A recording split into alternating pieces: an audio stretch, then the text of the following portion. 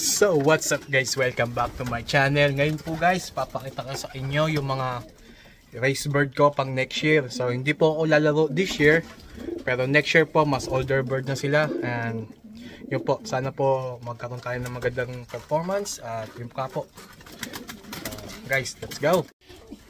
So guys, ito po yung mga panglaro ko next year. Next year po, yan po. So, may mga older bird po ako. Ito po yung Broken Hills bird ko. Yan po. 1,200 kilometers po. Yan po.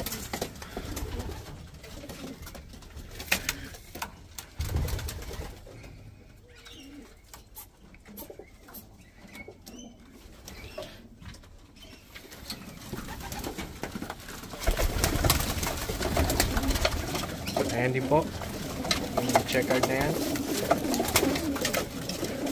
Tapos ito po yung blue bar na yan. Ayan po yung umuwi ko ng gabi. Harrisons, John Ardens, Godfrey Stephens. Ayan po guys.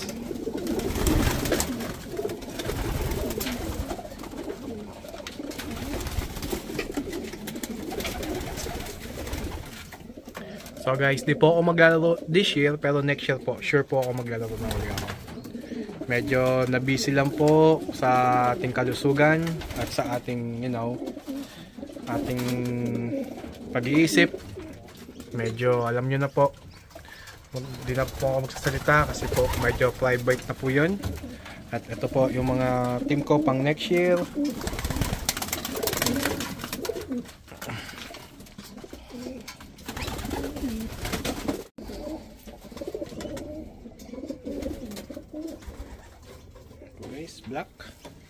Black, dark bristle, yan po yung mother nya.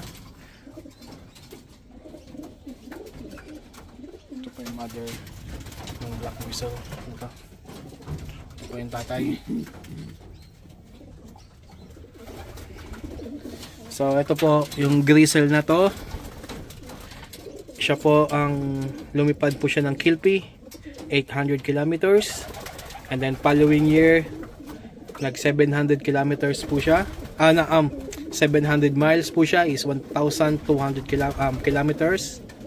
Yan po. Tapos third year niya po nag po siya, nag 600 kilometers. So yung 600 kilometers po yon, ang ginawa niya yung taong na yun, tatlong race lang po.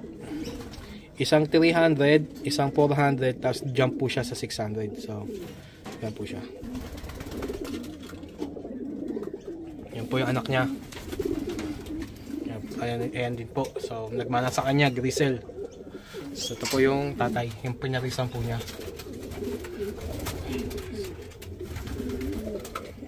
Okay po.